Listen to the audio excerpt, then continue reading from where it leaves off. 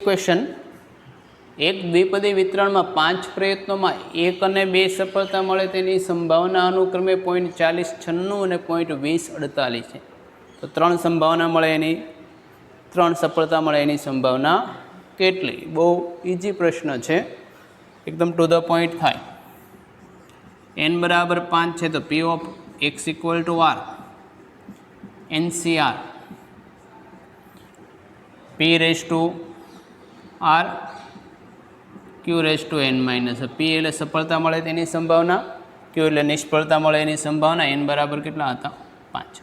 p ने q मळे एटले बाकीनुं बधुं मळी जशे। अब p ऑफ 1 बराबर 0.4096 અને p ऑफ 2 बराबर 0.2048 છે।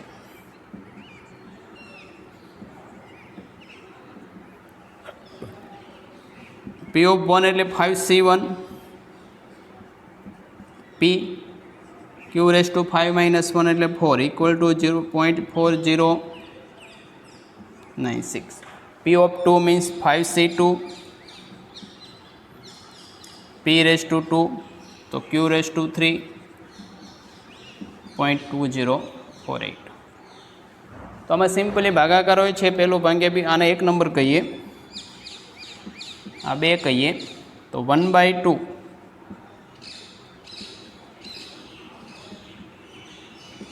तो 5 p q रेज टू 4 5 से 5 गुण्या 4 20 भाग्या 2 એટલે 10 p स्क्वेर q क्यूब बराबर 0.4096 छेदमां पॉइंट तो 1/2 q एक वखत वच्चे p नी छेद बधाय એટલે q bye p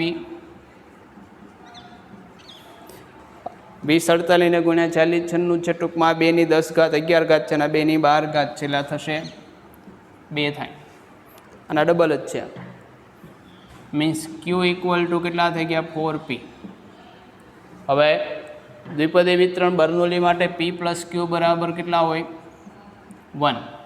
therefore p q એટલે 4p હતા equal to 1 means p equal to 1/5 માટે q इक्वल टू 4/5। तो બાકીનું બધું મળી ગયું માટે p ऑफ 3 મેળવવાના, કેમ કે 3 સફળતા મળે એની સંભાવના માગેલી। NCR n बराबर 5 r बराबर 3 p 1/5 एनी 3 q 4/5 5 माइनस 3 એટલે 2 5c3 5 गुण्या 4 गुण्या 3 छेदमां 3 2 1 1 छेदमां 5 ની 3 ઘાત 4 गुण्या 4 નો વર્ગ 16 5 ની 2 ઘાત। तो जे पद उड़ता है तो उड़ाड़ दीजिए 3 5 ની 1 ઘાત छेद में घटशे तो पद 16 गुण्या 2 32 ने छेद में 5 ની 4 घात थाय, केम के 5 घात सामे 1 घात अड़ी जाए 5 ની 4 घात એટલે 25 ની 2 घात 625। तो p ऑफ 3 કેટલા થશે? 32 ના છેદમાં 600। આપણો આન્સર બી। क्वेश्चन लईए मित्रों। ए बार बी बार शून्येतर परस्पर लंब सदिशो छे जेथी मोड ए बार ने मोड बी बार सरखो थाय। उपरांत mode a bar cross B bar mod a बार जेटलो छे। टूंकमां ए बी अने ए क्रॉस बी नी लंबाई सरखी छे अने बी परस्पर लंब छे। तो ए बार प्लस बी बार प्लस ए बार क्रॉस बी बार ने ए बार वच्चेनो खूणो केटलो थाय? धारो के आनी वच्चेनो खूणो थीटा होय तो सीधुं सूत्र cos theta is equal to a bar dot आखू पद a plus b plus a cross b छेद में mod a bar mod a plus b plus a cross b. तो हवे अंदर पद लई जाए तो पहलू पद थशे ए बार डॉट ए बार एटले मोड ए स्क्वेर બીજું થશે એ બાર ડોટ બી બાર અને ત્રીજું થશે એ બાર ડોટ એ ક્રોસ બી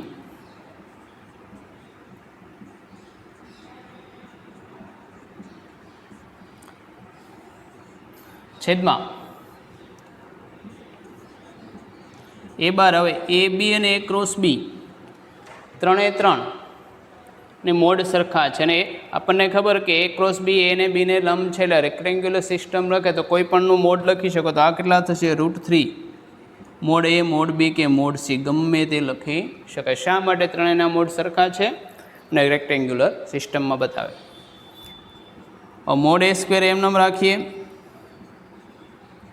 હવે એ ડોટ બી એને બી તો પરસ્પર લંબ હતા તો એ ડોટ બી થશે 0 અને આ બનાવે છે બોક્સ પ્રોડક્ટ. જો ડોટ ઇન્ટુ ક્રોસ આવ્યા ડોટ એન્ડ ક્રોસમાં એટલે બોક્સ પ્રોડક્ટ ને બોક્સ પ્રોડક્ટમાં કોઈ રિપીટ થાય તો જવાબ આવે 0 તો આ પણ કેવું થશે 0 અને છેદમાં આવશે √3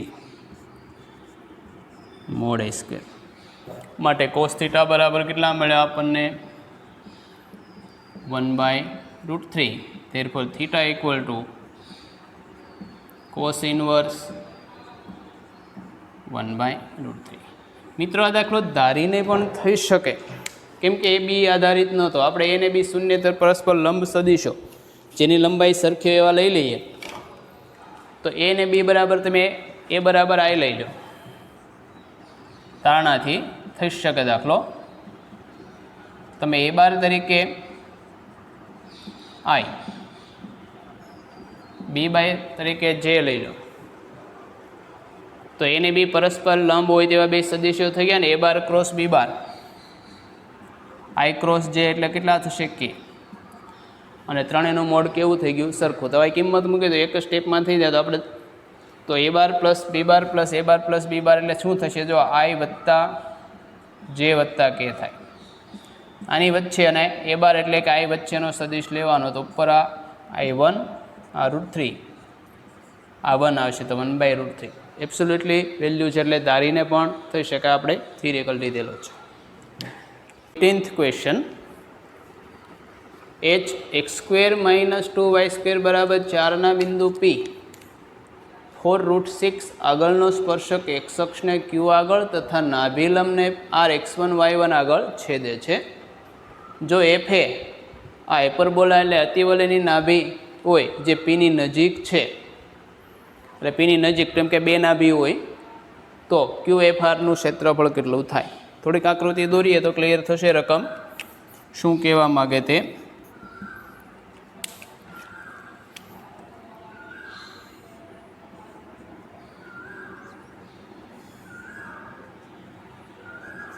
ધારો કે આપણો હાઇપરબોલા છે આ પહેલી બ્રાન્ચ છે એની ઉપર ડિસ્કસ કરી બીજી બ્રાન્ચ આ બાજુ આવશે જ. હાઇપરબોલા એટલે હંમેશા બે બ્રાન્ચમાં મળે. એના કોઈ બિંદુ P4 વર્ગમૂળ 6 એટલે પહેલા ચરણનું જ બિંદુ છે આ P. આગળનો સ્પર્શક x અક્ષને q આગળ છે તે ધારો કે આ સ્પર્શક છે x અક્ષને ક્યાં છેદે છે q આગળ છે અને નાભિલંબને આનો નાભિલંબ જે થશે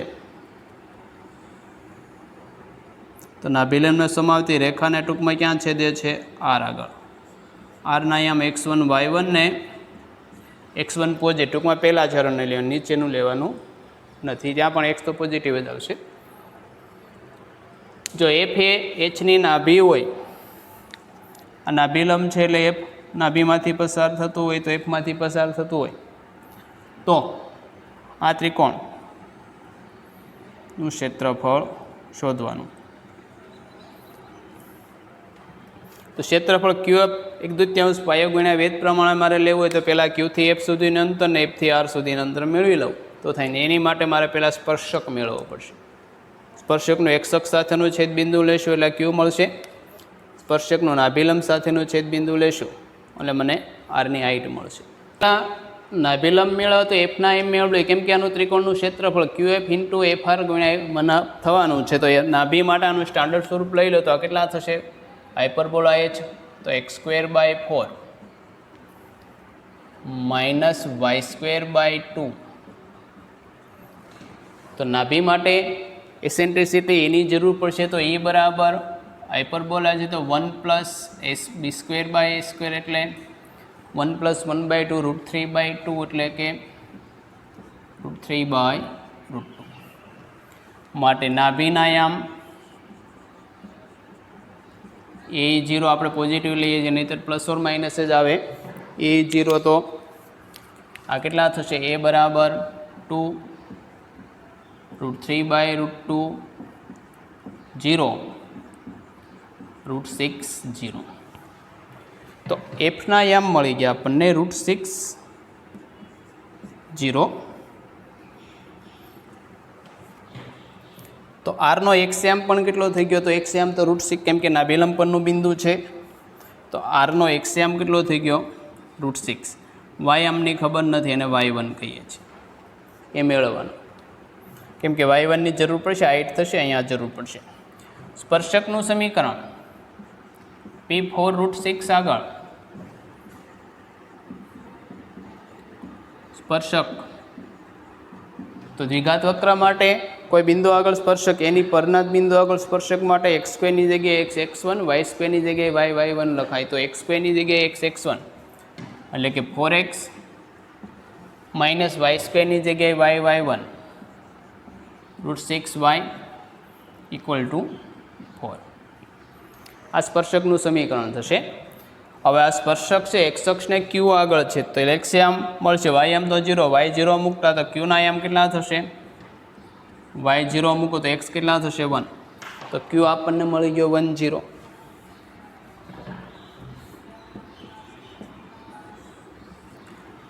હવે r માટે r √6y સ્પર્શક પર છે, તો એક્સની જગ્યાએ √6 ને વાયની જગ્યાએ તો y જ મુકાય, તો 4 √6 માઇનસ 2 √6y = 4. તો y કેટલા મળશે? તો જુઓ આ બાજુ તો 4 √6 માઇનસ 4/2 √6. આ yના યામ થઈ ગયા. માટે ત્રિકોણ QFR નું ક્ષેત્રફળ, તો ત્રિકોણનું ક્ષેત્રફળ એટલે 1/2 પાયો ગુણ્યા વેધ, તો 1/2 પાયો થશે QF, વેધ થશે FR. તો 1/2 QF એટલે કે આ કેટલા મળ્યા? 1 0. 1 થી √6 એટલે √6 મોટા છે, એટલે આપણે લેન્થ પ્રમાણે લેવાય તો √6 - 1. FR એટલે આની હાઈટ 4 √6. √6 કોમન કાઢ્યા તો 4 કોમન કાઢ્યા બાય 2 √6. તો કેટલા થશે? 1/2. તો 4 તો ઉડી ગયા, તો આ √6 માઇનસ 1/2 √6 થશે. તો જવાબમાં કોઈ એવો સેટ થતો જ જોઈએ. તો √6 - 1/2 તો 6 માઇનસ 2 √6 પ્લસ 1/√6. 6 + 7/6 માઇનસ 2. તો આપણો આન્સર થશે, આનો જે એરિયા થશે કેટલો થશે? 7/√6 - 2. 19મો પ્રશ્ન લઈએ. x+1 / x⁴ minus x⁴ plus 1 minus x - 1/x - x⁻1/10 x = 1 નો અચળ પદ કેટલું થાય? લગભગ 3 કે 4 વર્ષ પહેલાં પૂછાઈ ગયેલી રકમ છે. બેઠે બેઠો આ ઘાતાંક ફક્ત ફેરવેલો છે, તો નવું કાંઈ નથી. આને x+1 છે, પહેલાંનું સાદુરૂપ આપવું છે તો જ આનું અચળ પદ મેળવી શકે. તો x+1 છે એનું સાદુરૂપ આપીએ આપણે. તો પહેલાં આ પદ સાદુરૂપ આપું તો xની 1/3 નો ક્યુબ લખી શકાય, આ +1 નો ક્યુબ લખી શકાય, છેદમાં xની 2/3, xની 1/3 પ્લસ 1 માઇનસ 1, અને x -1 છે તો √x નો વર્ગ -1 નો વર્ગ લખી શકાય. છેદમાંથી કોમન આવશે √x, તો કેટલા થાય? √x -1/10. ટૂંકમાં આનું જેટલામાં જેટલું નાનું સ્વરૂપ મળતું એટલું મેળવીએ, ત્યારબાદ સાદુરૂપ લઈએ. તો a ઘન વત્તા b ઘનના અવયવ a પ્લસ b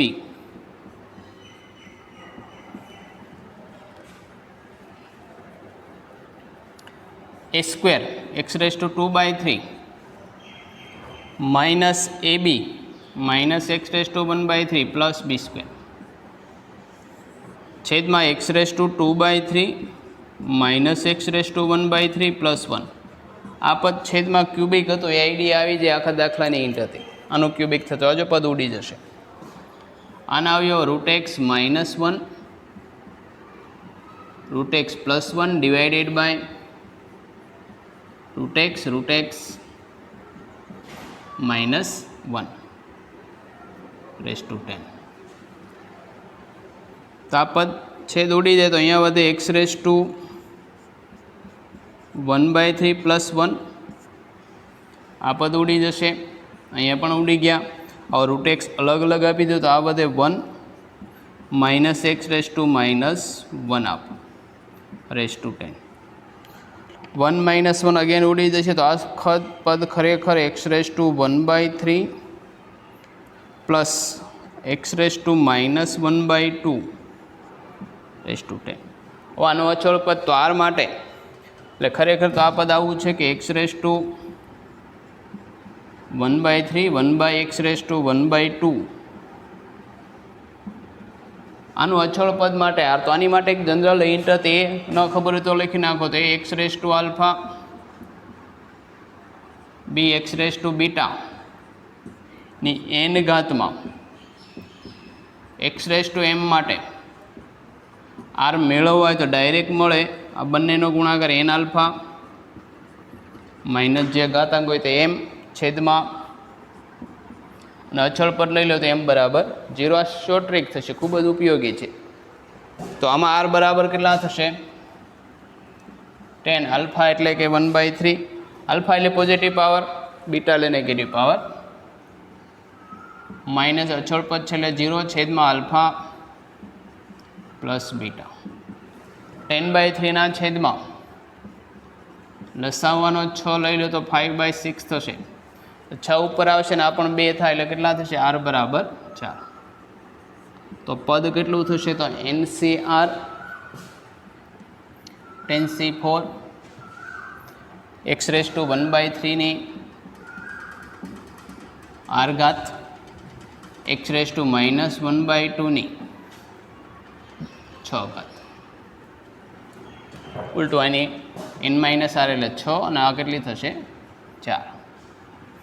ઉપર n-r પછી x⁻r. એટલે આ -2 ઘાત આ +2 ઘાત ઉડી જાય. 10C4 એટલે 10 9 8 7 છેદમાં 4 3 2 1 4 × 2 કેટલા થશે? 210. તો આનો ન્યુમેરિકલ આન્સર થશે 210. એટલે કે જો તમે જૂના પેપર ઇવન સોલ્વ કર્યા હશે તો આ રકમ તો આસાની તેમાં મળશે અને સોલ્વ પણ થઈ ગયેલી છે. 20th question. બિંદુ 1,3a નું સમતલ r dot 2i - j + k - b = 0 માં પ્રતિબિંબ 3 - 3 5 2 હોય તો a + b. આ પણ સમતલમાં પ્રતિબિંબનો દાખલો છે. પ્રતિબિંબ મેળવવાનું તો સીધી શોર્ટ ટ્રીક કરવાની. અહીંયા પણ આકૃતિ પરથી શોર્ટ મેથડ જ થશે, ઇઝીલી થઈ શકે. હવે ધારો કે આપણું સમતલ હતું આ, એમાં ઉપર કોઈ એક બિંદુ આપ્યું, એને જનરલી હું એ નામ આપી દઉં. તો એ કેટલા થશે? 1 3a. એનો આ સમતલમાં પ્રતિબિંબ છે. ધારો કે પ્રતિબિંબ b, તો બીના એમ પણ આપેલા છે -3 5 2. આ સમતલનો અભિલંબ n બાર કેટલો છે? તો 2i - j + k. તો a + b બે કન્સેપ્ટ થશે કે સમતલના અભિલંબની દિશા અને એબીની દિશા સરખી થાય. કેમ કે પ્રતિબિંબ હોય તો લંબ થશે, એટલે n બારની દિશા અને એબીની દિશા સરખી થશે. બીજું, એબીનું મધ્યબિંદુ એમ એ સમતલ પર થશે. બે કન્સેપ્ટ લઈશું એટલે એ અને બીની કિંમતો મળે ને પછી આપણે કરવાનો સરવાળો. તો અહીંયા લઈએ એથી બીની ડાયરેક્શન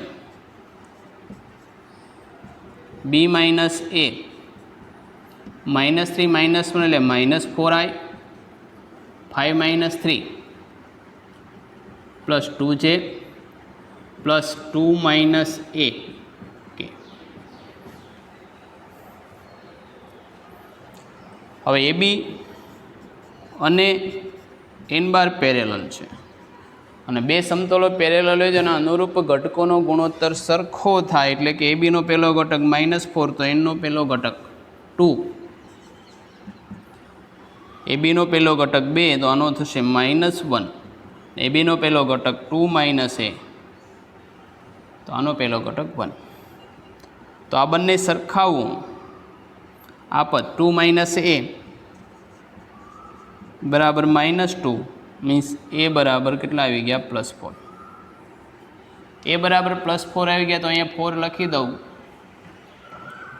બીજું એવું છે કે રેખાખંડ એબીનું મધ્યબિંદુ એ સમતલ પર હોય, કેમ કે પ્રતિબિંબ હોય તો મધ્યબિંદુ થાય, તો એમના એમ કેટલા થશે તો 1 - 3 -2/2 એટલે -1, 3 + 5 8/2 એટલે +4 અને 4 એની જગ્યાએ મેળવી લીધા 4 + 2 એટલે 6/3 2 એટલે 3, જે કોની ઉપર છે જે સમતલ P પર છે. અને સમતલના સમીકરણનું સમાધાન કરીશું તો x ની જગ્યાએ -1 એટલે 2 × -1 -4 + 3 - b બરાબર 0. ખરેખર તો કેટલા છે 2x - y + k. -3 - b બરાબર 0 મીન્સ b = -3. માટે a + b નો શું માગેલો મોડ a + b 4 - 3 કેટલા થશે 1. તો મોડ કેટલો થશે 1. આન્સર થશે આપણો ન્યુમેરિકલ 0.